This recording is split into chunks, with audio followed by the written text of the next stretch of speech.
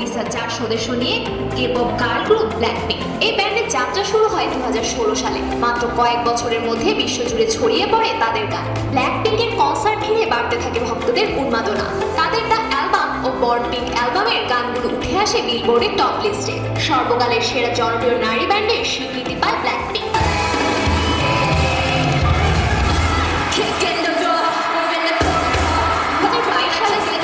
Born pink album প্রকাশের পর থেমে যায় ব্ল্যাকপিঙ্কের যাত্রা। যে সংস্থার মাধ্যমে ব্যান্ডটি পরিচালিত হয় সে ওয়াইজে এন্টারটেইনমেন্টের সঙ্গে চুক্তি নবায়ন করেননি ব্যান্ডটির 4 সদস্য জিসু, জেনি, রোজে ও লিসা।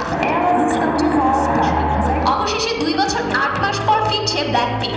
আগামী 5 জুলাই থেকে শুরু হচ্ছে ব্যান্ডটির ওয়ার্ল্ড ডেডলাইন নামের এই সঙ্গীত সফরে 2025 ও 2026 সাল জুড়ে এশিয়া, উত্তর আমেরিকা ও ইউরোপের বিভিন্ন শহরে 31টি কনসার্টে পারফর্ম করবেন জিসু, জেনি, রোজে ও লিসা। ওয়াইজি এন্টারটেইনমেন্ট জানিয়েছে ডেডলাইন ওয়ার্ল্ড ট্যুরের উদ্বোধনী রাতে প্রকাশ করা হবে ব্ল্যাকপিঙ্কের নতুন গান। তবে গানটির শিরোনাম কিংবা মুক্তির তারিখ এখনো জানায়নি ওয়াইজি এন্টারটেইনমেন্ট। এরই মধ্যে তৈরি হয়েছে গানটির ভিডিও। এটি পরিচালনা করেছেন দক্ষিণ কোরিয়ার জনপ্রিয় একজন নির্মাতা। সবার সিদ্ধান্তের ভিত্তিতে ডেডলাইন ট্যুরের প্রথম রাতেই মঞ্চে প্রিমিয়ার হবে